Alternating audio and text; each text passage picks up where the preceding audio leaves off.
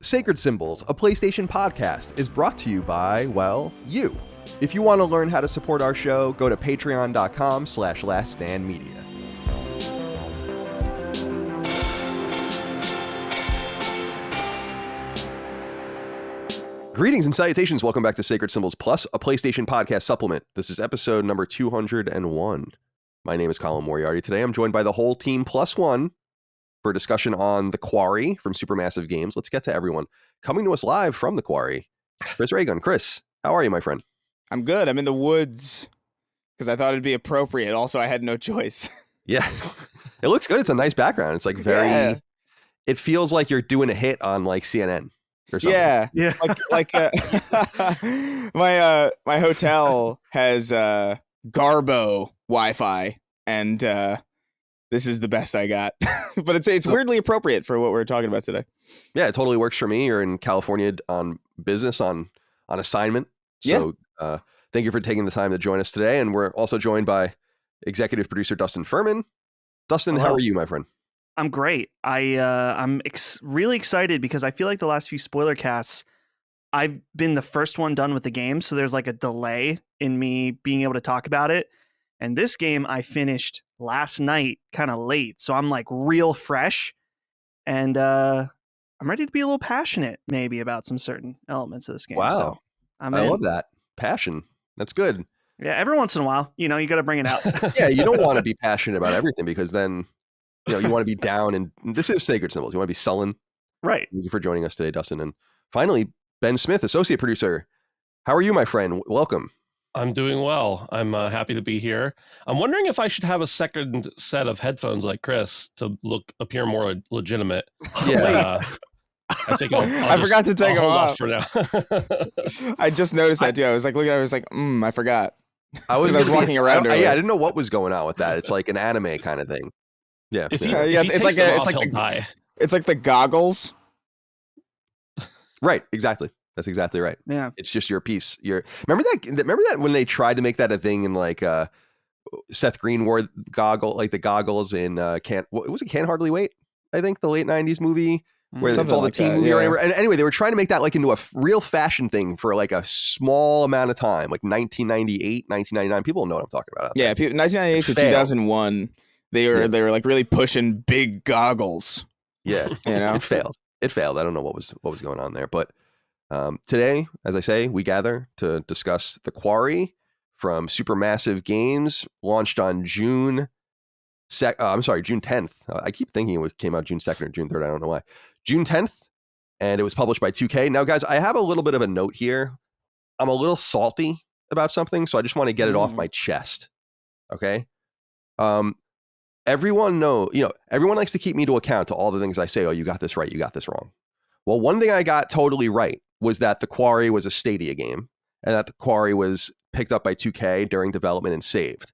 And I reported that months ago. And then Axios published the story as if that never happened and took credit for it, and everyone's reporting it. And I got really mad because I was on Wikipedia reading it today, and it's cited. And I'm like, but I broke that story. Dirtbag shit. That's what that is, Ben Smith. That's pretty fucked up. I think it's really our patrons we need to blame because, they didn't share that information with any outlets and leak stuff from the podcast. So I think it's really the patrons who have the shame on them. Because like inevitably I'm going to get something wrong in the future. But when everyone's tallying things up, I'm going to be like, but what about this? This was stolen from me. I won't allow it. So I just wanted to call that out. But that has nothing to do with the story or the game itself, The Quarry. I'm curious what everyone thinks about this game because I have strong feelings about it. And I have a lot to say about it. And I'm wondering if you guys do too. It's a more dynamic and interesting game just from a design perspective than I thought. But I think that a lot of the stuff surrounding it is actually what's interesting to talk about as well. So I'm eager to hear what each of you has to say. Chris, let's start with you. I'm curious, let's just start at the top. What did you think of The Quarry? Yeah, I mean, I liked it a lot. I come from a background that I didn't really care that much for Until Dawn. It wasn't really my... I don't know. So there was something about it that didn't grab me. I don't know if it was like the Wendigos, as much as I love that word. I don't know if it was like the characters. I don't know what it was, but it didn't. Until Dawn didn't really sink its teeth into me. And I'll admit this one took a while too. because it starts off a little slow. There was a point in the beginning where I straight up fell asleep, like while playing, because it was just like, oh my god. There's a part where you're playing as I think Abby, and you're like kind of meandering around, and you're just meandering around the cabins, like outdoor, and you're like, oh, check around the cabins, look for something interesting around the cabins, and I'm just like, I'm wandering around slow as hell because the game just doesn't let you go fast.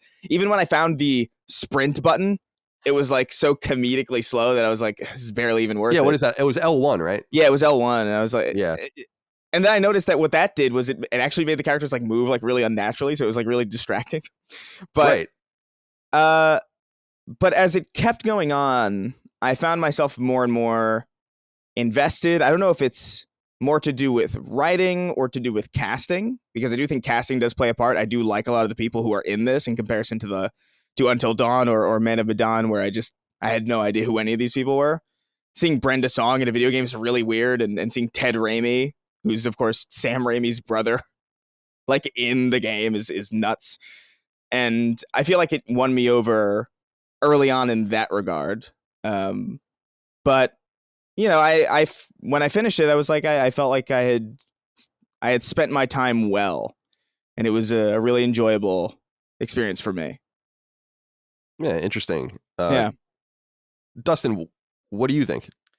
It's weird. I mean, not weird. It's weird in a good way, just to hear different opinions. But Chris and I almost have the exact opposite flow as far as how we feel about the game. I was pretty strong early on because I felt like I was really intrigued by the mystery that they were setting up.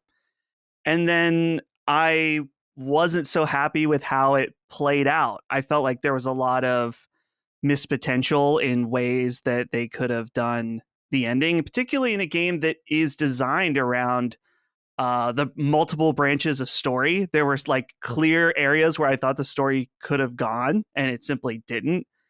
And then, are we doing a few minutes of non-spoiler first, or are we just going right into it? I know others do that within our family. Yeah. I don't really have that preference, but maybe we should just keep it spoiler free. Okay, I'll keep it for now, and then we can. Once we go around the horn, then we'll jump into the spoilers.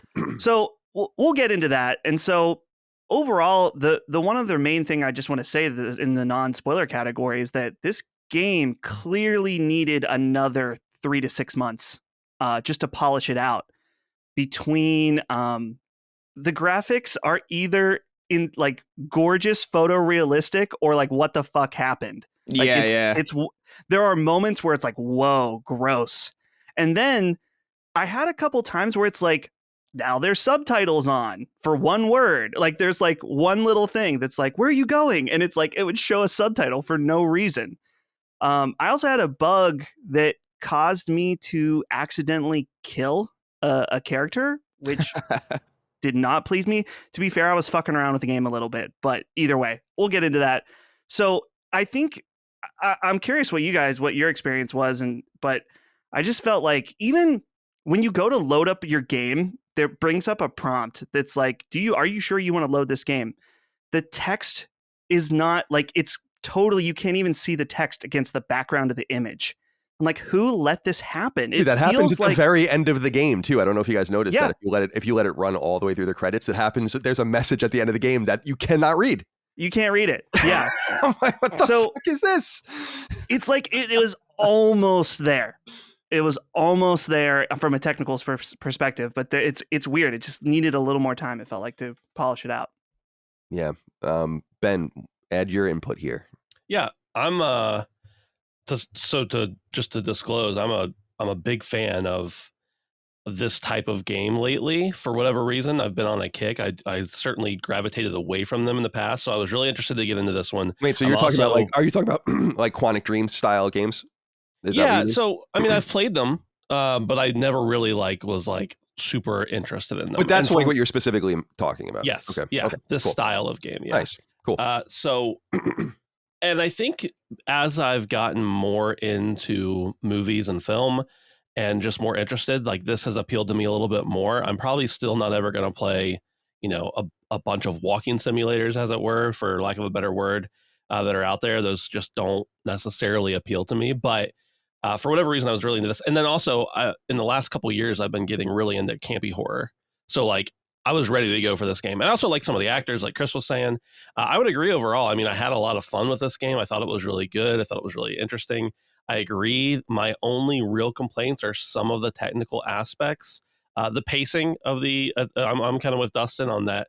The beginning had me really sucked in. And by the end, I was like, okay, this is all over in like one chapter. And I mean, I guess to some extent that makes sense for the type of media it is, but it just kind of left me wanting a little bit more at the end. And then some of the technical aspects, you know, we've got a Final Fantasy VII remake door in here that I saw at one point.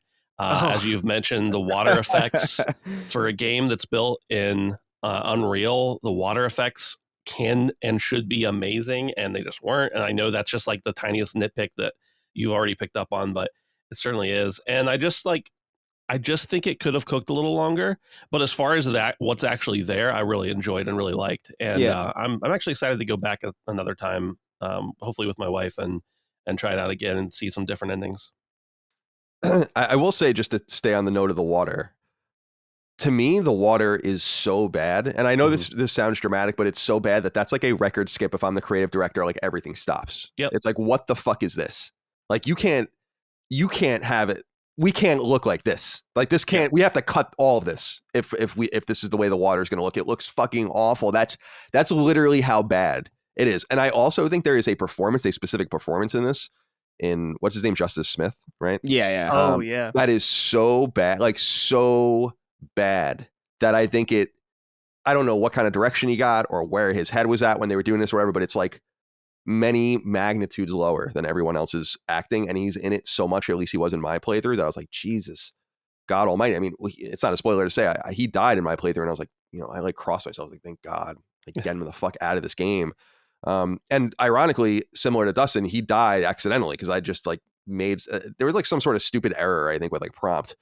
But my overall feeling on it is pretty mediocre. I think Push Square asked in their review, I looked at their review because we like them, and they said something that I thought was poignant, which is not something I really had considered. I don't know why, which is like, was Until Dawn the anomaly?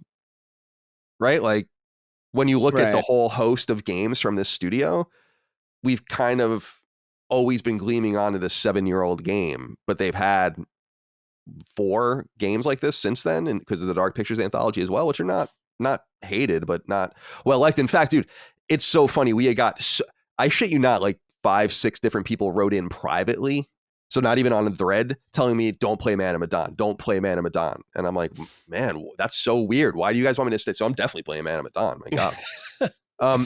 But it's funny because you said about Justice Smith, for weird reasons. I mean, he was actually one of my preferred characters. Like, I liked him more than some of the other characters. I agree, his performance probably wasn't amazing, but I just think it's funny how like maybe it was because of the differences in our playthrough.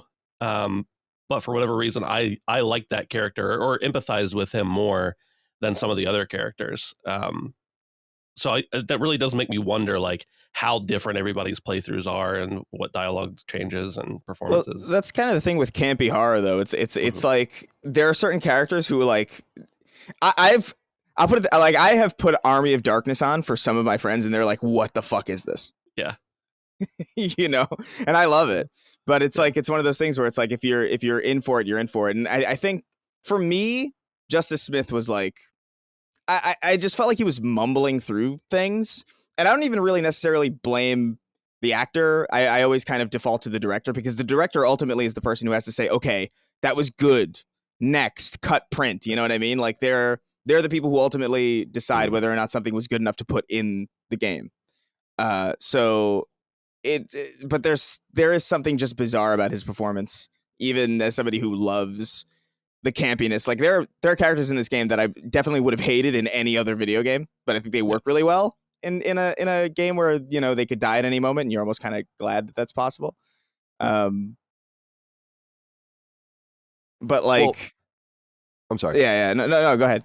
Oh, I was gonna say, for me, there's a puzzle in this game, in the production of this game too, and I think it only came together for me when I was watching the credits, which are so comically long I know. that Yeah. I was like, Dude. what did any of you do on this game? Right. Most There's of it's nothing 2K. here. There are Yeah. games like that. I'm not trying to be a dickhead. There are games like this made by 25 people. Right. I have no idea what the hell any of these people did, and it came to my mind because I was feeling at the center of it was there's a value proposition mismatch here. $70? No way. There's nothing about this game that's a $70 game. And I think it allows me to kind of play through this idea that I've been telling the people, that it's not about the game's length. It's not about any of that stuff. It's about its production per square inch, like I like to say. And you look at a game like The Last of Us, or you look at a game like God of War or something, and you see it. You look at a game like this and you're like, this is a cheaply made Unreal 4 game. It seems like it's almost an idea that was stilted at one point, and when you realize that it was on Stadia and then cut and then brought back to life and finished, I feel like that explains where all of those names come from, because they had to stitch all this shit together. And where I think the gameplay falls short is that it's just a choose your own adventure, and I don't know that that was the intent. Like, I think the intent was something more like Heavy Rain or Beyond Two Souls, and I said this on Sacred Symbols, where you have no guarantees that what you're wanting to get is what's going to happen. And in this game, it's pretty hard to fuck up. And I don't know that that was the intention, because that wasn't that way in Until Dawn. So there's something that's really friendly about this game, which I like, because I think it can grab people. But it made it feel like, I said, like when I used to play NHL 94 against the computer when I was or against the computer in SNES, waiting for NHL 95 and just beating the living shit out of it and doing everything I could to my own team to make it as bad as possible, cutting everyone, making players with the worst ratings, doing everything just to give myself a challenge. And that's kind of how I felt here. It's like, oh, prompt pops up. Well, if I want this to happen, it's going to happen. But in a Heavy Rain, it would happen so quick. And sometimes it would be like, just like, oh, R2. Oh, wait, what? And then you just miss it. And it's like, well, you fucking snooze, you lose, dude. And then it's like, oh, face buttons. And then press up, and then you have to like mechanically in real time work your way through this puzzle. And then you have to explore this house, but in a quick amount of time, like that. So I felt like they had the foundation for that. And then they just were like, no, we're just going to make a choose your own adventure and get this thing out the door. And I think that is a real thing. Like, I think I feel like I see it in the production, and I feel like they were just like, we got to get this game out. And they didn't take time to really massage the potential.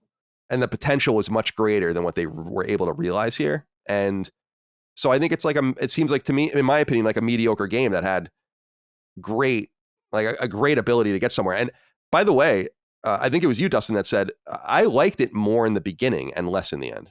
Like, my enjoyment of it was an arc down. I was quite into it in the beginning, even seeing through some of the weird story shit and stuff like that. But I want to like this game, and the movement in it reminded me a lot of the forgotten second party 2015 PS4 game, Everybody's Gone to the Rapture, from the Chinese Room, which people might remember.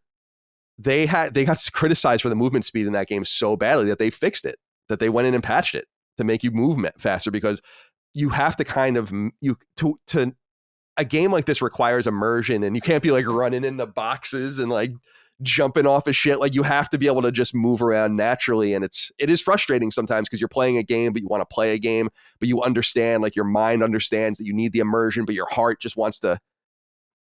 So I feel like there's a lot of tension there, if that makes sense for me. And that's why I enjoyed playing the game, because I haven't felt this torn on something in a while, where you see the good stuff. Because when I don't like a game, I'm just like, and I pop out usually. I'm not playing this. All right. I realize it's not for me, but I stuck through this game shoulder down. And so it allowed me to see what I think is an interesting production. And I'd really love to know the puzzle behind this game, like more about how it all came together. So Chris, let's go back to you. We were talking about the actors. Do you have any characters that stick out to you? Obviously we have a small cast of characters here in your classic teen horror setup, the pretty girl that's kind of slutty, and the artsy girl, and the quiet guy, and all that. So yeah. I like some of these performances. And Micah is 10 years younger than me, so she's more like you and Dustin, where she's like into that stuff. So she like that Brenda Song girl. I know her, but I didn't watch the stuff she was on or whatever. I was past that. So she was kind of calling all these things out. So I felt like maybe maybe that kind of association will allow younger people to like it more than I did. But I'm curious what the characters did for you. No, I found myself liking most of them, and those that I didn't like, I felt worked really well for what it was the game was trying to do. I think there are certain characters specifically, and just to call back to like some of the weird production, right? We talked about the water a little bit earlier, and something that I noticed as far as like a discrepancy between like Dustin was saying, like sometimes it looks photorealistic and sometimes it looks like, what the fuck is this? I noticed a lot of that in the voice like specifically the performance capture of the faces, because there are certain characters who look completely flawless in that regard, like completely flawless.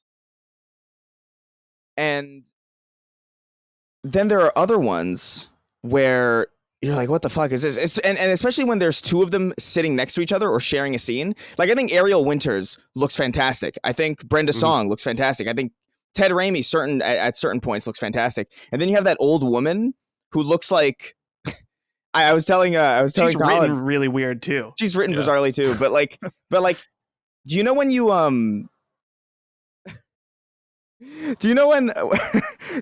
modders go into Mass Effect and they turn like the animation sliders all the way up to like 500% and their like lips are clipping into each it has that feel to it, you know, where it's like, what the fuck is going on? And then sometimes they're sharing the scene with each other. Like Ariel Winters has perfect performance capture, and then Emma, that girl, like, dude, Emma's the weird one. Her she mouth. She looks she has like a she's, huge chin or something. Yeah, it's like a frog throat, and it's like, this can't be. This is so unflattering. I would imagine if I was this actress, I would be so furious that I looked like I ate exclusively bees during the production of this game. Well, this is what I'm kind of saying though, right? Like, some of it seems really done, and some of it doesn't. Some of it seems like they were like, this is done and this is kind of done, and we're just going with it. That's the way I totally. Yeah, but as a helicopter goes over here with a rifle trained on me, I think I feel like it's the 2K execs. Yeah. It's them again. But I think most of the characters worked for me. I ended up really, although to be honest, like there are characters that I'm sure I like purely because I recognize the actors. You know what I mean? Like, I think you're supposed to not like the cop. Yeah. You know, I think you're supposed to like not.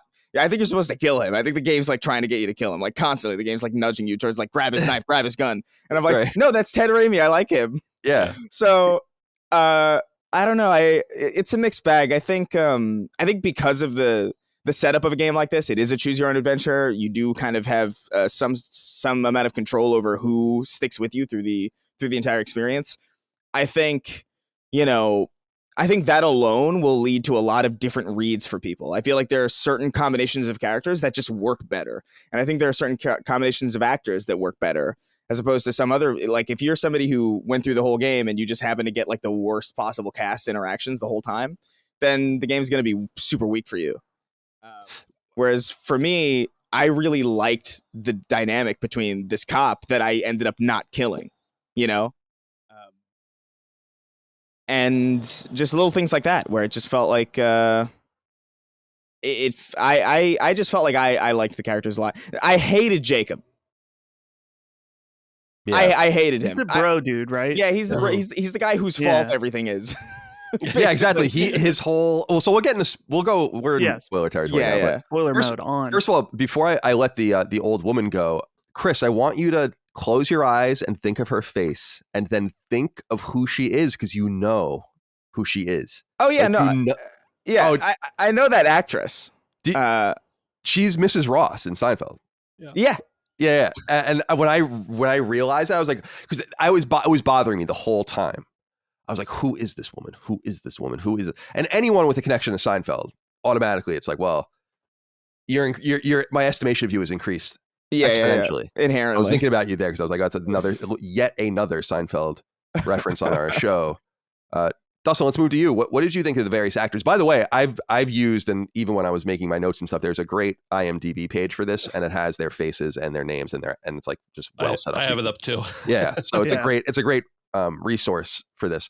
What do you have to say about the cast? The cast overall worked for me. I think my favorite character was Laura, and that's particularly because She gets an eye patch in the game because of the whole thing where her eye gets cut out, and I was like, it's punished Lara.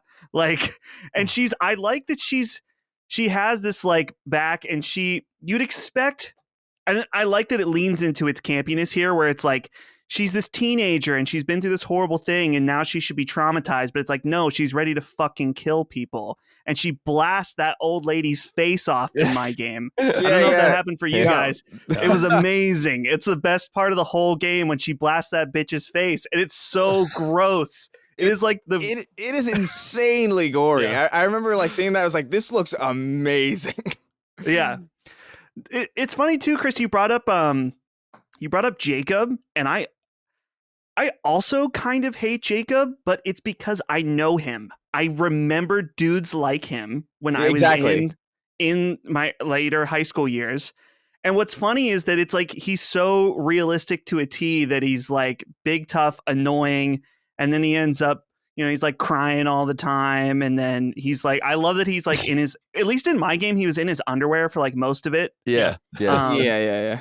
So in some way, it's like one of those things where it's like I hate him, but it's not. It's like you're supposed to in some ways, which that's probably what you meant as well. But yeah, for sure. The only other character, I mean, I think that I didn't try to kill any characters, but I was like, if anyone dies, I'd be okay if Emma died, because literally anytime she says anything, it's so fucking annoying. And I knew that's also the point. She's like the annoying slutty girl that's full of herself, and it's like there's just so many points where I was like, what are you even saying? Like, why? But overall, I'm gonna have to say Team Lara with the shotgun and the eye patch. She's the best. Lara was very cool. I appreciated the fact that was a part of the game that I liked too. The fact that like you assume these people are kind of gone. You assume they're kind of like an intro to the setup of the story, and then that's like their entire purpose served. Obviously, that's like retrospect. Well, right? No, you're right. It felt like Drew Barrymore in Scream. Right? Which is cool, and I liked that, and I was surprised that they came back personally. Yeah, although they keep referencing them, so maybe they do kind of foreshadow it. But yeah, sort of. I was surprised by it. Like I think it's because they spend so much time with the main cast. You just kind of assume like, oh, okay, so we're just gonna that's set up.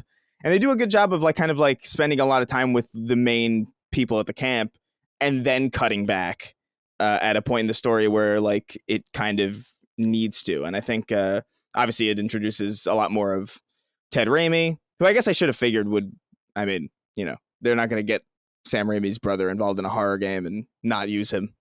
But I think just that aspect of it I thought was really cool, and I liked seeing Lara and that whole. One thing I will say, like, a lot of this could have been avoided if the cop just was straight with him. Yeah. Like, hey, there's like a really dangerous situation going on over at that camp, so maybe like stay away. Yeah. Like that would have resolved like literally everything. But totally. Just been like, hey, listen, I'll if you follow me, I'll bring you to a safe place. But that's also part of like horror in general. Like, I guess totally. It's like, yeah. So well, it's the same thing of him like fucking the car up. It's like, oh my god, dude. Yeah. Oh yeah. But these things are necessary, and I can totally suspend my disbelief for most of the stuff. Although it was funny with that Laura character, I thought it was hysterical when she lost her eye because it was so nonchalant. Like, right. Dude, if I lost my eye, nonetheless lost my eye like that, I would be in fucking PTSD.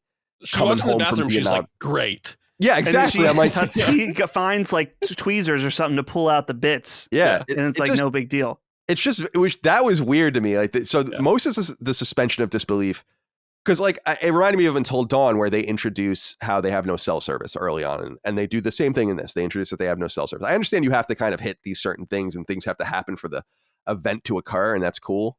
But yeah, that was funny to me because I was like, what? Well, you guys are being tortured in here. Like, this is a horrifying situation. You're in like a Polish CIA fucking black site, basically. Yeah, well, there's a lot of scenes. There's a lot of scenes like that where like Emma like swims to this deserted island, and like she goes into that cabin, and she's like, "There's something violently rustling around in the attic.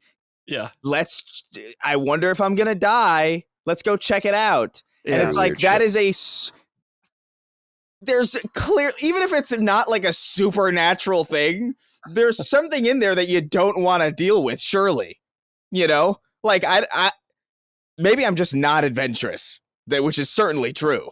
But like, fuck you if you're gonna put me in a situation where I'm like, oh yeah, go into that attic in the middle of this deserted island where something's violently rustling around. No, I deny.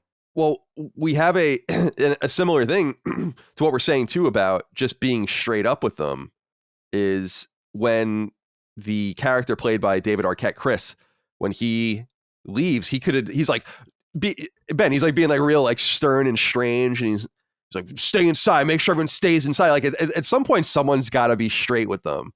Yeah. What did you think of the different characters, including the Hacketts, who we haven't talked too deeply about, but maybe that's a sign that they're not the more interesting characters. Well, one of the things I was going to say, I have three characters I really liked for different reasons. I liked Max a lot. I think partially because I really I've seen that actor in bit roles here and there, and I've thought they were endearing, and I think that character is also endearing, and I like them. It disappointed me you couldn't play as them more. It disappointed me that Max wasn't, in the game for most of the game, of course, and it makes sense with the plot. Why not? But I like that character. I did like Caitlin, partially again because I recognize Brenda's song. That was the one character I was like, I'm going to keep this one alive. And I got to one of those segments where you have to hold your breath, and I let off the button. I hit the button and thought I hit it too soon, and then I let off, and then turns out they just died. They just got brutally murdered by a werewolf. I got the same thing. The same thing happened to me in the same way. That was what I was referencing. And that was totally user error, but it still was totally. Like, this feels unfair. Ted Raimi is amazing, of course, but we've already talked about him. But Chris, David Arquette's character, I actually he was one of the standouts for me. I thought his performance was pretty strong. Again, it's so hard to know if I actually like these performances or I like these actors, and they look exactly like their real life counterparts, so it's hard to differentiate. But I did enjoy that character. I liked their performance. I don't know if I like the motivations and everything behind it, because like you said, he could have just been like, hey, just so you know, there are 7 bears here with rabies. You don't have to tell them you're a werewolf. You can just be like, there's 7 bears with rabies that hang out around this camp on full moon nights. Stay inside. Like, it's something there.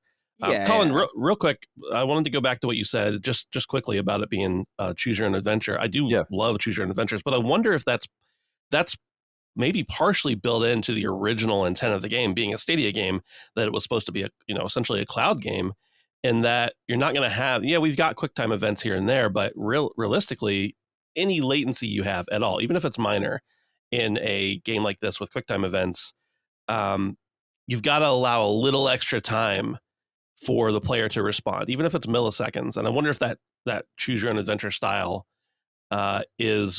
lends itself more to a cloud game than it would, a native console game or PC game like we had the experience with. So that was something thinking about over and over. You having said that it was originally a Stadia game, that kind of gave it a little bit of forgiveness in my eyes for that. But I also like choose your own adventure. Like when I was a kid, I'd go through the choose your own adventure books and move on to the next part, but keep my finger in the page where I just made the decision. So if I didn't like what I got, I could go back to the last part. So that resonated with me in that way. It was kind of reminiscent of that. But anyway, I really didn't dislike any of the characters. Even Jake, it was Jacob. Yeah, even Jacob, I really didn't dislike.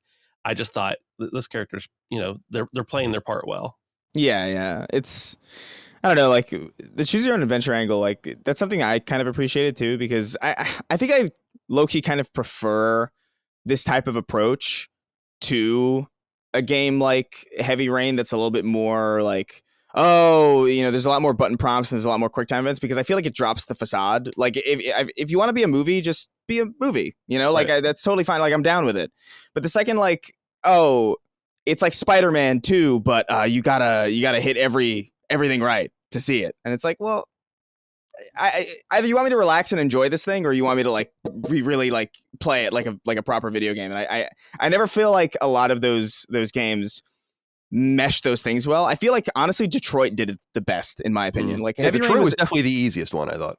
Yeah, well, I mean, I feel like it should be in some ways, like I feel like these games are about branching paths. It's not about difficulty, like it shouldn't be about like, Or like even just like little things like latency that'll fuck you up, and it's just like, well, that's not my fucking fault. Like literally, like that's happened to me in Heavy Rain before, and certain things like even in this game where like I lost Brenda Song because she like I was aiming a shotgun at a werewolf with silver bullets, and I pressed the trigger and nothing happened, and I was like, what? and then I got murdered. So like there's little things like that where it's like that's really annoying.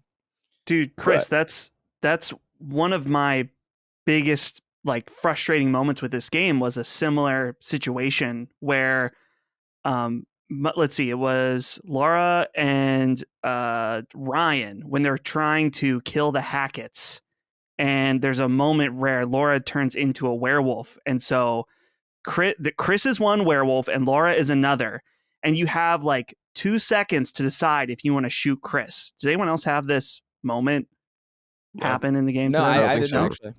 Oh, crazy. Okay.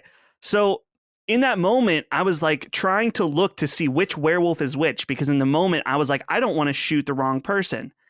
But it gave me such a short window of time that just both characters got murdered.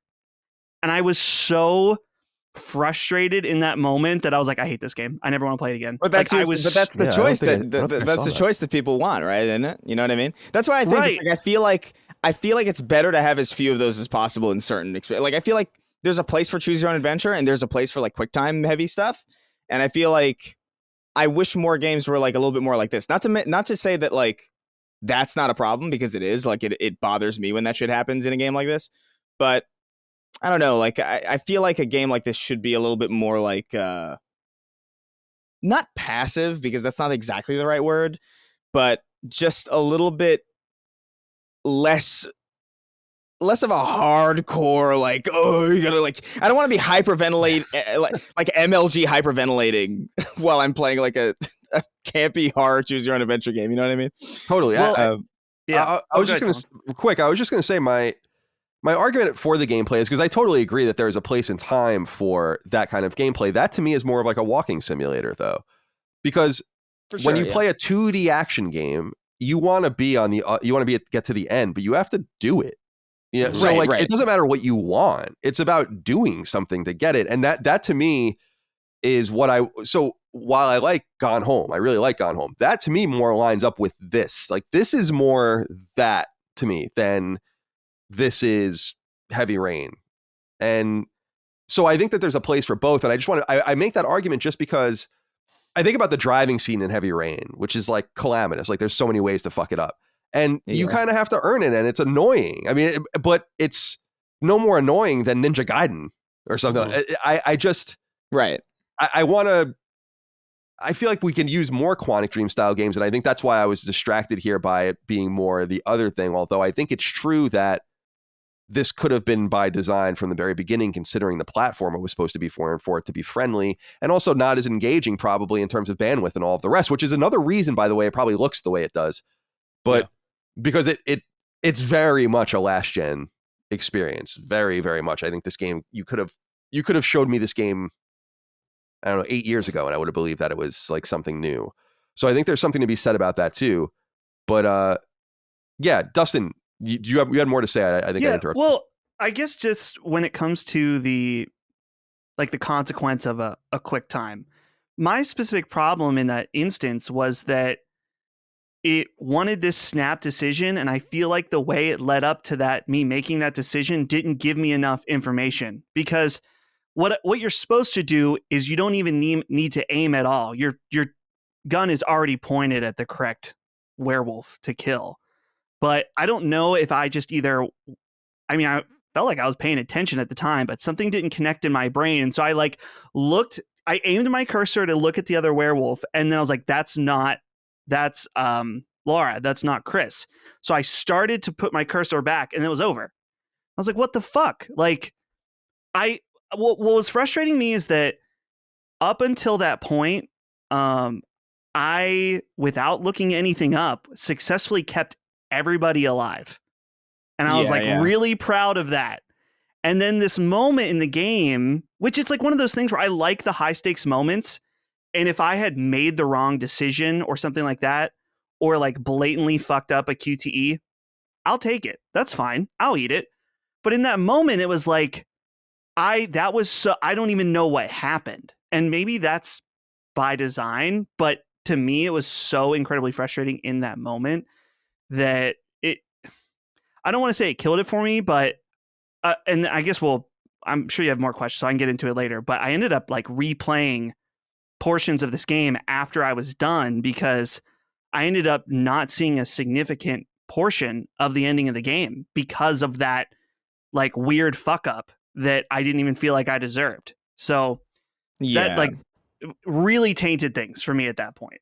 I don't even think I had that option, by the way. I think that Ryan killing Chris was like in a for lack of a better, a cutscene. Like they fall through the ceiling, and Laura's going to attack the sheriff, and Ryan just shoots Chris. And I don't think I even had the option to like pull out a weapon. Yeah, there's like a weapon on the ground that he like kicks for. Yeah. And as soon as you kill Chris, it breaks the curse, and so like everyone survives at that point. Well, everyone but Chris survives at that point. But yeah, it's really interesting hearing like, and I'm curious, just maybe this is a good question for you guys going forward, but like I read online that every camper, not only can they die, but they can also get infected, which is really, really interesting because I had, who was it? Nick became a vampire for me.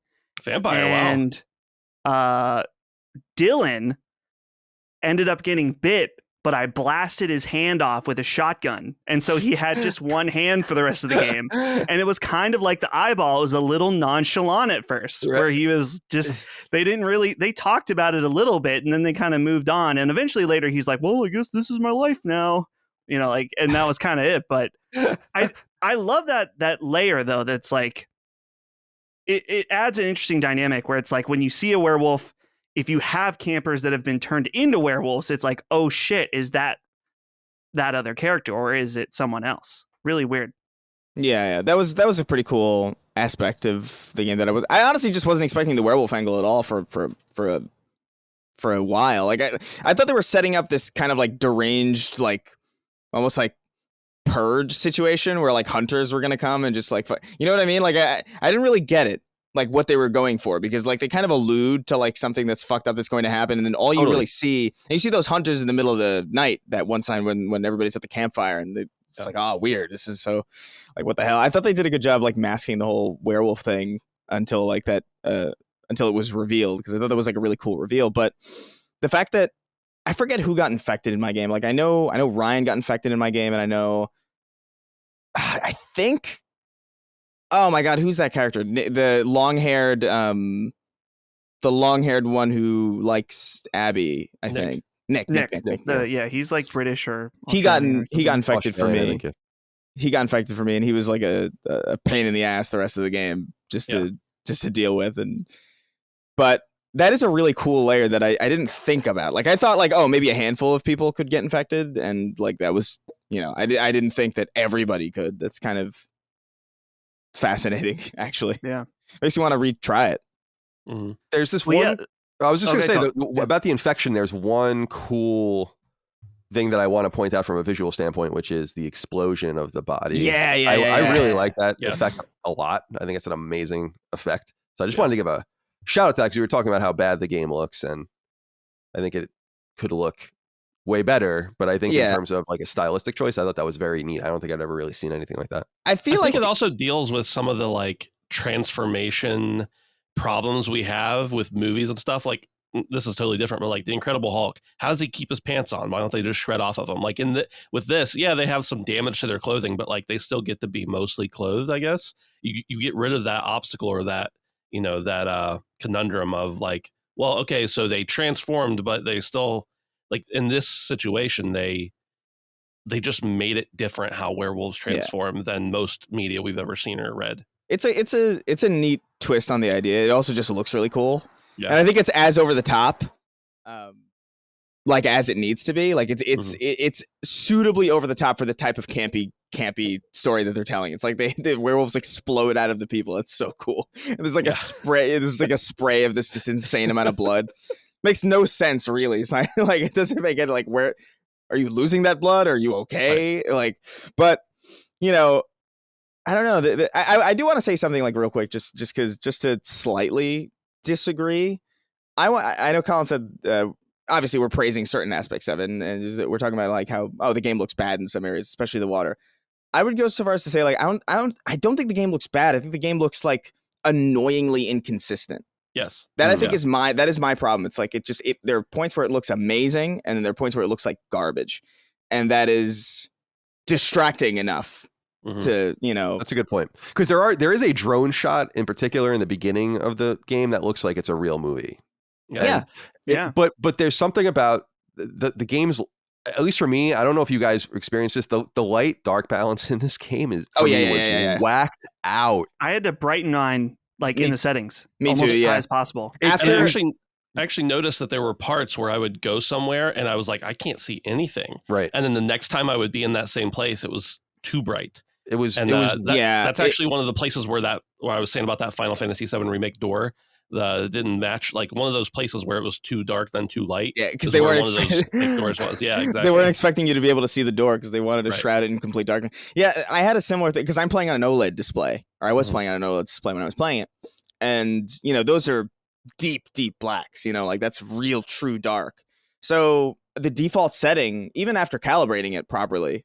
I calibrated. It's like, oh, make sure you can barely see this. I did all that, and it starts up, and it's just dark, and you just see like flashes of light. And I'm like, I get it's a horror game, but like, I would like to see, what the fuck is happening. Like I get darkness when it's needed, but like, holy shit. And I pretty much quit immediately because I felt something was wrong. Like I felt like this was not the intended effect, and I just ended up just brightening it like pretty much all the way, and it was. For my experience, that was suitably dark for the rest of the game. Like it was like entirely like what I needed, but it was so weird. I didn't even realize that like what was happening in the beginning was the perspective of the werewolf because it was so damn dark. Like I had no idea. Like the Evil Dead kind of like first person like through the. By the way, they mentioned the Evil Dead in this, which is cool. Yeah, they allude to a lot of horror stuff. Yeah, I really enjoyed that. Which is kind of interesting because I feel like most horror things take place in a world where there is no horror media. You know what I mean? Like where it's like, oh, hey, what's this walking corpse? What could we possibly call this? A walker. It's cool. I totally agree. And I was saying sorry because I had my button muted when I was trying to answer. My printer just like started, I don't know, updating or something. I have no idea what the hell it's doing. Oh, cool. So, but I think it's done now. So. Let me ask this. What do we think about the approach with werewolves generally? I liked this. It's, at least in the vertical of horror that I am exposed to, this isn't a common thing to see anymore. I really associate this more with vampiric horror, of course, and then B horror from a long time ago. Because I think that werewolves were embraced so readily in old films and TV shows because it's kind of quote unquote easy to put a person in a suit and make that believable. So we've kind of gotten away from that, I think, a little bit more, at least in what I've been exposed to. So it's nice. It's different than like this demonic force or this rapist serial killer or the, like whatever. It's so I was digging it. I don't think I understand because I only played it through once. I don't think I understand all the tendrils between the geographic location of upstate New York, the shit that was happening generations ago there, the family, the camp. Did you hunt the white wolf? Did I hunt the white wolf? Yeah, that's the like true ending of the game. No, yeah, I saw that in the ending because they have that like that the shit all flashes and tells you what happened to each character, and I was like, I don't even know what the white wolf is. I don't even think I understand that. Oh yeah. So I hunted the white wolf. Yeah, I didn't get it. I wasn't. Mine seemed to end kind of suddenly. Like I felt like it. Did you? Let me ask you something, Colin. Yeah. Did you kill Ted Raimi? No. No, that's interesting because I feel like he's the driving force between like the white wolf. I don't think I did. I honestly don't think I killed anyone except for I only remembered Justice Smith dying because I didn't make a choice. Like anytime there was a reason to, anytime there was, you could shoot or make an action, I almost never did. Like if you could, when you had the gun and you could shoot, never fired it once in my entire playthrough. And when you could like reach for his gun or reach for a knife or do this action that would interrupt things kind of in a more real-time sense, I almost never did it. So I wonder if that's my lack of, I was nervous. I was like, I don't want to. It always seems like you're getting baited, right? It's like, fuck around, sure, grab his gun, and he's going to turn around and fucking blow your head off. You might as well just sit there. So I don't think that maybe that's why my stuff ended so suddenly, is because I don't think I made a lot of different moves. As far as I could tell, I guess I'd have to go back and maybe replay the end again, but I don't think I actively killed anyone. Some people died. If you don't kill the white wolf at the end, like the curse doesn't end. Like they all just become werewolves eventually. I'm pretty sure you can kill. I think the sheriff takes you to like the area they think it is, and first of all, it's like this overgrown old circus grounds, and he's like, "We've been hunting here for however many years. Wow, I've never seen this place that's like clearly a mile away from the camp." I thought that was a little weird, but he takes you there, and I think you can still kill him, the sheriff, and kill the white wolf, and then thus end the curse on anybody else who's been bitten. I don't think I ever went to a place like that. I went to like a junkyard. And the junkyard. And I went to that was a cool section, by the way. I thought. Yeah, it was with the truck and the arm. Yeah, the magnet crane. The magnet crane, exactly. Let's real quick. I want to touch on what Ben was saying with the white wolf part, which this will be minor spoilers for Colin, but no, it's okay since it's the end. That part was so strange to me because the Hacketts have been looking for the white wolf for 6 years and they have never found him. And it's like, maybe you'd want to check the ruins of where the carnival was, where his fucking hut is. Right. Like, he's just, I understand that he maybe isn't there during the full moon or whatever, but it's like, you seem to find him pretty easy this time. Right. So, and that was the whole mystery, I guess, overall, with it's like, oh, it's this gypsy, her traveling show, and the Wolfman is her son. I'm not sure I got any of this. I didn't get any of it. Yeah. So it felt so, I don't know. Maybe I just had it built up in my mind that I was like, okay, there's some kind of supernatural level going on here with the hag, right? She like shows up in the background or whatever. She whispers in people's ear. I'm like, dude, maybe this is like, maybe inside the quarry, there's like an eldritch being or something, or they discovered some kind of object that turns people. And so that's where the supernatural element is coming from. And then it's like, no, there's just a wolf man running around that was a gypsy's son. And when you kill him, that's kind of it. Yeah. Like, there's no explanation to why the mom is a ghost or anything. It's just, you're just supposed to take it. Like, yeah. I just was like, I was expecting this final chapter to bring that extra supernatural element that you've been experiencing throughout the game. And then it just doesn't. It's just like, well, that's kind of it's an abrupt end. Yeah, it is in my playthrough. No, it's a pretty flimsy, I don't know. It is a pretty flimsy ending. I think. Like I still liked it just because it's like, okay, it's B horror. Like fucking, it didn't bother me too much. But like I did end it, and I did think there was supposed to be more. Well, I did see that they said there were like nearly 200 endings, and of course they're saying like you could have the same ending 3 times, but a different character die, and they count that as 3. Yeah, it's like different permutations of endings. Right. Yeah. But that still says a lot. That like, it sounds like all 4 of us had a slightly different ending, even, and there's still 175 more on top. Well, of I mean, that. that's still what I'm saying is I got no indication of clarity, at least unless I'm totally missing it. I don't know how that would be, but well, Colin, I don't think I got any clarity. Well, what I'm saying, I don't think I got any clarity on the mystery of the traveling show. I don't think I got any clarity on the full breadth of the Hackett's plot. I don't think I got any clarity on a lot of things. Like, I don't know what the fuck was going on towards it. That's what I'm saying. Like, I sat down for chapter 9 and chapter 10. Chapter 9 was really long, and then chapter 10 was super quick for me. It was over. It's like super that. fast. Yeah. And I just felt like I was like, am I missing something? Then I got a few ending sequences, but then it was just the credits. And then I sat there for half an hour, literally, listening to that podcast and getting the epilogue trophy or whatever, marveling over how a $200 million Hollywood production level credits sequence could be in this game. So anyway, Dustin, what did you want to say? Well, so that was kind of my other really big hang up. I guess maybe there's a third hang up I have with this game, but if I last night would have just ended when that weird fuck up happened, I would have the exact same context as you, none, for this final chapter, and it would have been super unfulfilling. And I guess, that's the point of the game. It wants you to come back and do things again, right? That's the point. So you would think that the way that you go back and redo stuff would be user friendly. It's not. Basically, once you beat the game, you have your save and you can do a chapter select. But once you start within that chapter, so it starts as if you played up until that point the exact same way when you select a chapter. So I did chapter 8 so I could try to save Jacob because I had a weird bug, which I can talk about later.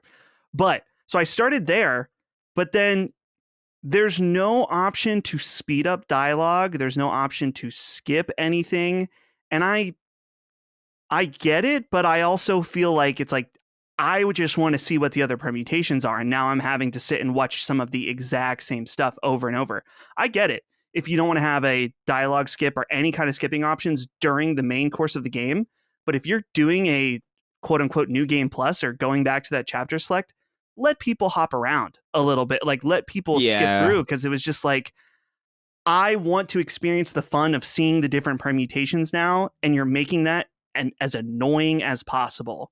And like, it was one of those, after I finished it last night, I told Holly, I was like, I have no desire to play this game ever again, because I would want to be able to not hop around freely, but at least like, let me skip through some stuff, because I already know the bulk of some of these interactions. But I don't know, maybe they don't want you to do that because the idea is that if you play the game different enough that you wouldn't want to skip it because it's going to be completely different. And I get that too. There might be a technical reason for it too, because that's the way Heavy Rain dealt with it. And what it would basically do is you would be able to go back, if you guys remember, to any position, but then it would basically lock in everything that you did up to that point and erase everything ahead of you. And you would have to, so to get the platinum trophy, you had to get like a complete game and then go backwards through the game, through your saves, so that you could get the trophies in reverse order. And I think that's to make a cogent save, because how can you, it's not like Detroit where there's a visual representation of every choice. And so you can kind of unlock those. I don't know that the game could represent everything you've done in a way that makes any sense after you've jumped back in. So I think that there is a reason why that is. I don't know if that makes sense. I don't know if that's true, but that makes sense to me, because without that visual, what they should have done is what Detroit did, which was made a visual representation of that. And so you have an easy way to understand where you are in the story and what you need to do. Well, and I think those options where it's like, do you want to be nice to them or be a jerk to them or whatever? I think that those options that are embedded within those long stretches of pre-rendered dialogue do affect the choices you get later, the actual QTEs and stuff.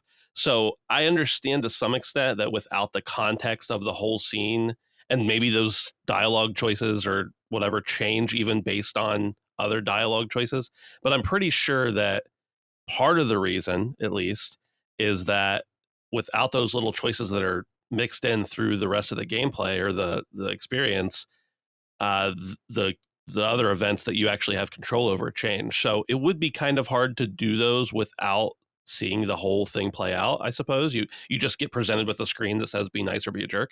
But I agree that I did try to go back into it afterwards, and I was like, I don't have time for another 10 hours right now.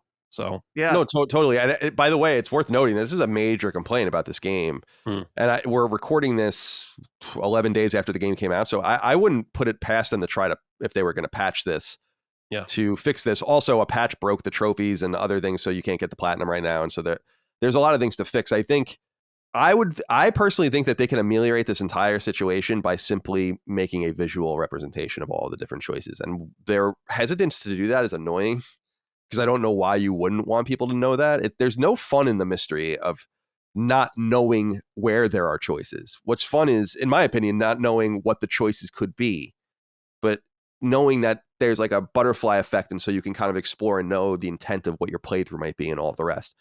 So hopefully they make that choice. I don't know. Again, I get the vibe that they were selling this game for $70 to make back as much money as possible, because it seems like maybe it's more expensive than the game appears to be as well.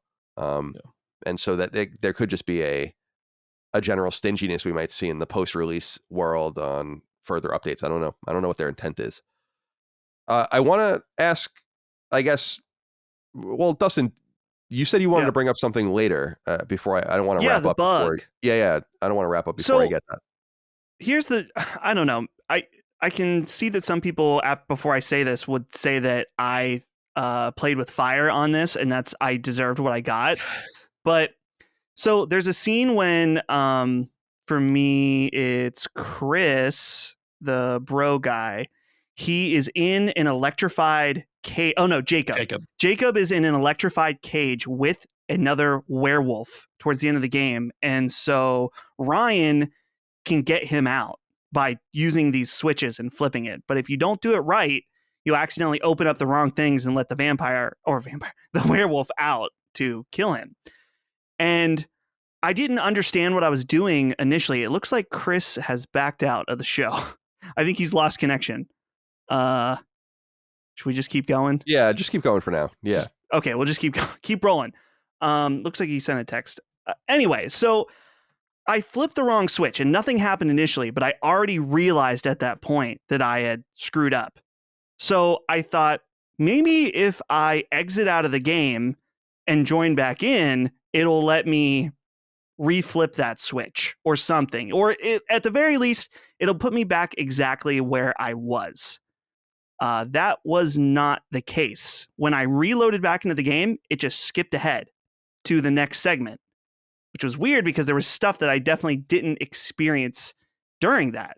So I was like, well, that sucks. And then later, it got really buggy and weird, and to the point where it was like a black screen and it was like, go to storm shelter, go to whatever. Like, I had bugged the fuck out of the game somehow. Luckily, it seemed to finish normally, but I was like, that was weird. Again, I played with fire because I hit exit and hoping that it would let me redo something, but there's a lot of weird little bugs, like between the subtitles showing up randomly when they're not supposed to.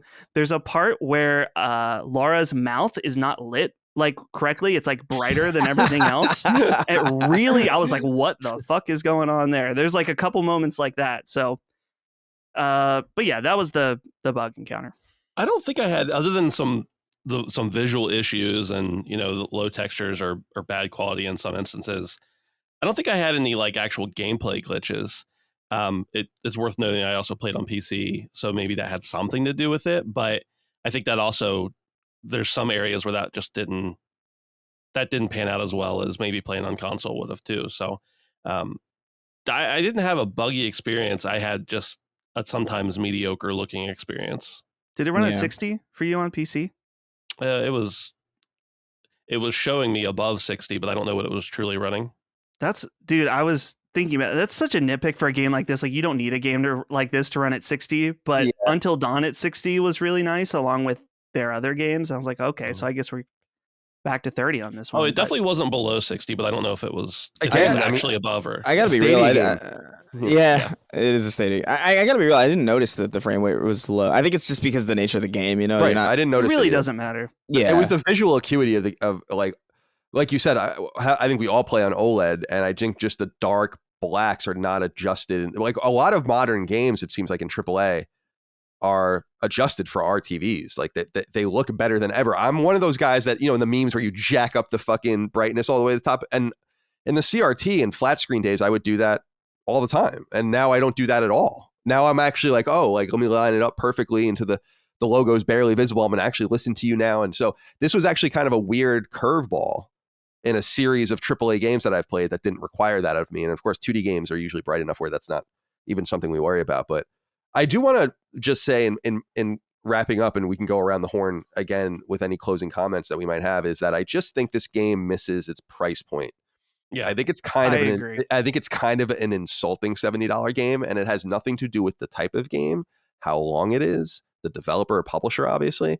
I think it has a lot to do with just the quality of the game. I think it's a fun game to play through. I think I would probably enthusiastically recommend it at $40. And I think that that seems to be the price point that would be appropriate for a game like this. It's an Unreal 4, very last gen, 30 frames, kind of buggy, double A game. I mean, I don't think it's not really a triple A game, but it's being priced as a triple A game. And I understand from the publisher's perspective that they are just going to hit these price points now and make no excuses anymore.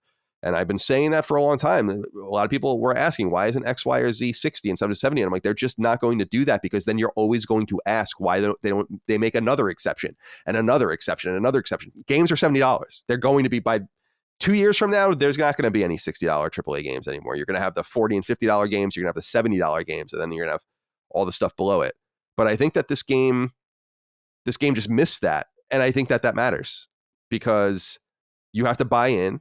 And I think at $70, I can rattle off a fucking, not only a ton of games that you can play at $70, but I can slice that up 4 ways. It's just hard for me to, let me back up and say that when in my pursuit of the Dark Pictures anthology, I already had Man of Medan, but I bought the other 2, and one was $7 and one was $11. And I'm like, well, that's like a fucking ripoff, like in the other direction. So I'm not going to say no to that. But $70 for this? I don't know. And Colin, something else about that $70 price point, just in comparison to the Dark Pictures, is that it's my understanding Dark Pictures has more gameplay modes, even though they are going to be shorter in runtime. They have online multiplayer. They have a mode where 2 people can play at the same time. So there's like 2 different stories going on at the same time. Whereas this, so there's like a single player, there's a couch controller pass mode, and then there's a movie mode where it literally just plays the game for you. Which is, in a game like this, I'm not expecting like PvP deathmatch or something. But again, it's coming down to, I mean, why not? I mean, so I'm not expecting crazy amounts of stuff, but it is an interesting comparison in how inexpensive their other games are compared to this, which has less modes, but a longer runtime. Yeah, I think I don't know. It just seems strange to me. I want developers and publishers. This is a more holistic thing. It has really nothing to do with the game, but they just need to be careful about when they buy into this model and then how they explore pricing below it. Because I think that the Quarry is kind of a mark against it, and I think there's a level of greed there. And there's obviously a level of greed in all things capitalism, but there's just I don't know. When I bought it, I was expecting something more AAA, and we have to make sure that we're hitting that bar. So I think that it's not. Again, I think you can justify a 2-hour $70 game. I really do. Like straight up, I think you can blow me away so much that I'd be like, holy mother of God, that was totally worth it. But let's be a little bit more deliberate in that sense. And again, I hope that. I like the idea of a casual game, so I hope that this game maybe acts as a way to get some more people into games, into the potential of horror, into the potential of a Quantic Dream choice-based games, and all the rest. So I'm glad it's made, and I was happy to buy it just to support Supermassive and 2K, and kind of I like the machinations behind the scenes of saving a game. Reminds me a little bit of Remember Me or something like that with Capcom and Sony back in the day. And so this is a game that maybe never would have seen the light of day otherwise.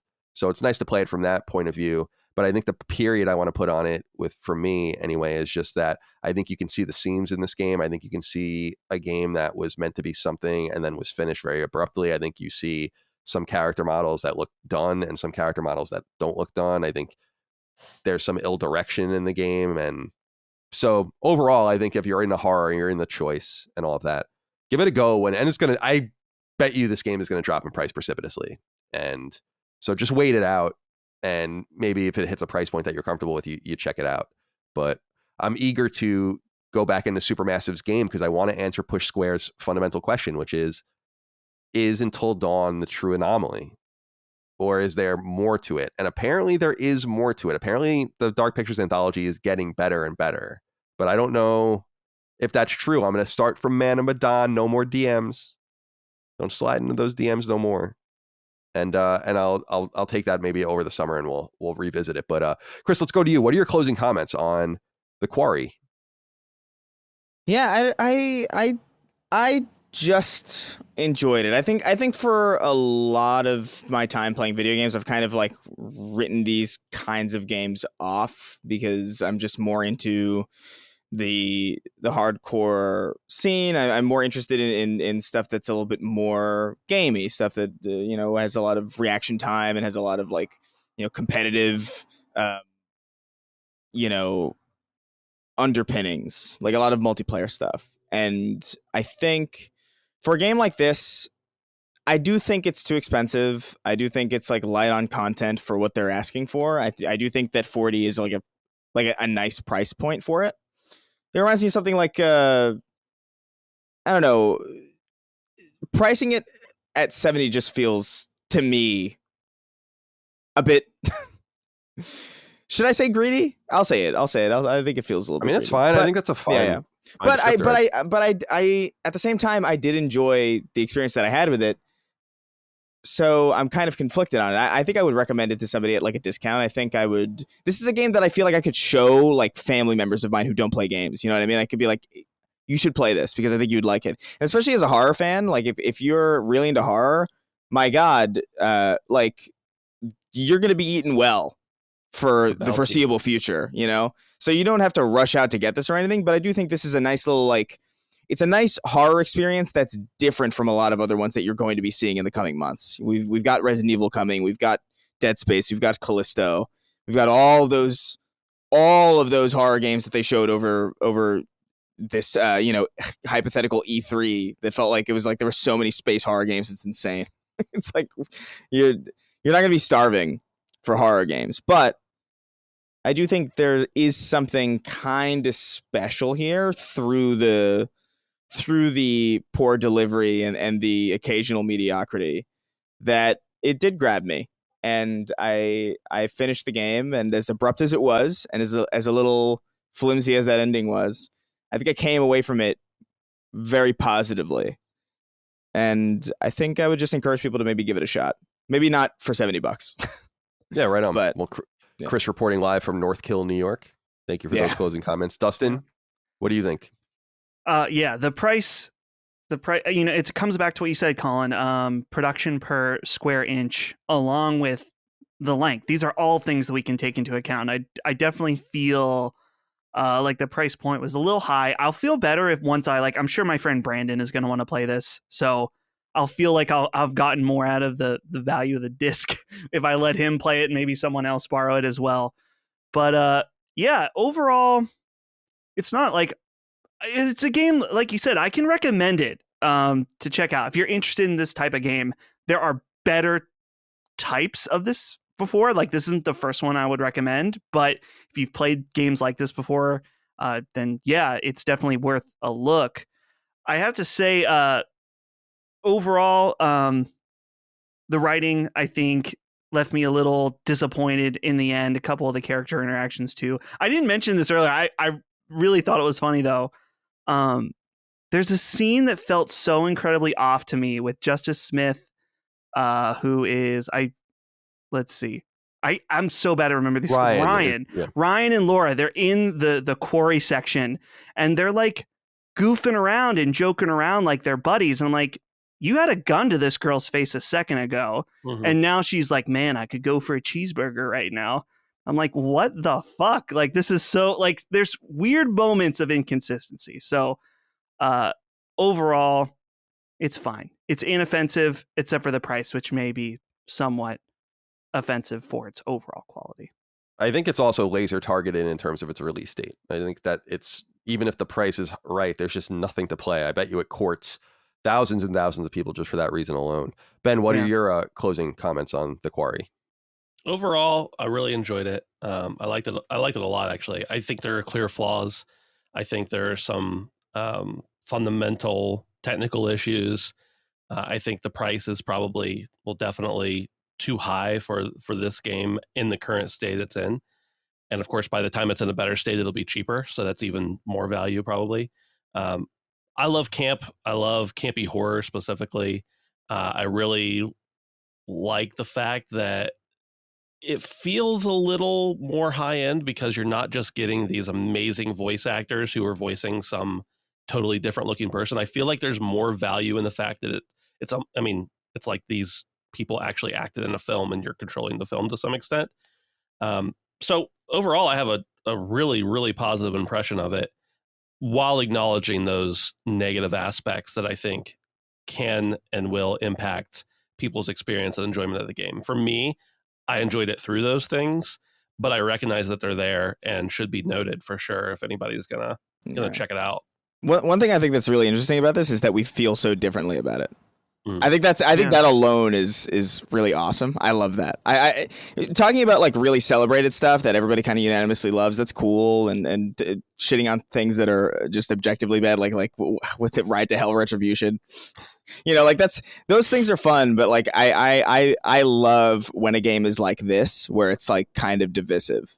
These are like my favorite types of experiences to talk about, especially. Yeah, I agree, because I think that this game truly does have this old school feel of subjectivity to it, where we're not looking at Call of Duty and everyone's just tired of Call of Duty discourse, but you have an objectively good game. Like, it's a good game. You can get into the minutia of it, of course. We're going to talk a great deal about X, Y, and Z, whatever, but I do agree with you. This game feels like a PS3 game, not in that the way it looks, of course. I don't mean it that way, but just in terms of like, there were all these weird games that came out during that generation, like 2008, 2009, 2010, 2011. And I feel like this will probably be one of those games that falls into gaming lore, and future generations will pull it out and remember it. And one of the things I want to give a shout out to is the soundtrack. I thought the soundtrack was awesome. Yes. The monkeys at the end were awesome. Yeah. And I like how they have an explicit streamer option where they just remove the song so you don't get in trouble. I thought that was really classy. Yep. That's very cool, but I will say, man, like the streamer mode music is fucking terrible. Like, if you play that, if you're ever curious about how much worse a game could be just based on the soundtrack, really, like, play this game in streamer mode, because it's the most annoying, like, acoustic singer-songwriter, like royalty free fucking garbage that you'll ever hear. It's astounding. And it's like, oh my god, thank god they got, all the monkeys and fucking even Ariana Grande. Like, I don't listen to Ariana Grande, but Jesus Christ, that was a way better intro than whatever the hell the streamer mode intro is, where it's just some guy going like, I fell down and lost my love, or some fucking bullshit. Just fucking go away. It's so bad. It's worth just looking up a playthrough of it, because it's so funny how dramatically it impacts it. I will check that out, because I was thinking about that. I was like, what did they use here? Like indie music, or you could see it in the credits, where there's like a lot of music by, like, I think it's like Epidemic Sound or like Epic Sound or something like that. It's a site. Yeah. It's a site that I've used specifically for using like royalty free stuff for videos and stuff. Whenever I need like just some bullshit on the radio, I'll go to that site, and I'm like, oh my god. Yeah. It's like, we should not be operating on the same wavelengths. You know what I mean? Like, it's weird to see a big game development studio use the same tricks of the trade that I use as like a Y-list YouTuber. That's funny. I got to go check that out. I'm going to make note of that. But yeah, the Quarry's out there. It's slow time right now. It's available on PS5, PS4, as well as PC, Xbox One, Xbox Series S and X. And is it on Switch? No, I don't think it is on Switch. No way. But maybe a cloud version. I don't think so. So yeah, it's out there if you want to check it out. And I know it's a slow time. I think it's a cool summer game, and I like how you called it campy, because it, pardon the pun, Ben, of course. Yeah. But I'm interested to see more from Supermassive, and we will. And there's another game of theirs coming out this fall in the Dark Pictures anthology. So I want to catch up, see if I can manage to do that. I think it won't take very long to do so. So maybe I'll have more to report in the future. But thank you for your love, kindness, and support of all things Sacred Symbols Plus, Last Stand, etc. And we'll see you next time. Until then, goodbye. See ya. Take care, guys. Sacred Symbols, a PlayStation podcast, is a product and trademark of Last Stand Media and Collins Last Stand LLC, and is proudly recorded in the USA. The show was conceived by, is written by, and is directed by me, Colin Moriarty. My co-hosts are Chris Raygun Maldonado and Dustin Furman. The show is produced by executive producer Dustin Furman. It's edited by associate producer Ben Smith. All of Last Stand's theme music is by my best friend, Ramon Narvaez. As you know, all of Last Stand's shows, including Sacred Symbols, are fan-funded on Patreon at patreon.com/laststandmedia. The following names are at the producer level on Patreon, our highest tier, and we're grateful for your thoughtful and kind contributions to our independent endeavor. Thank you.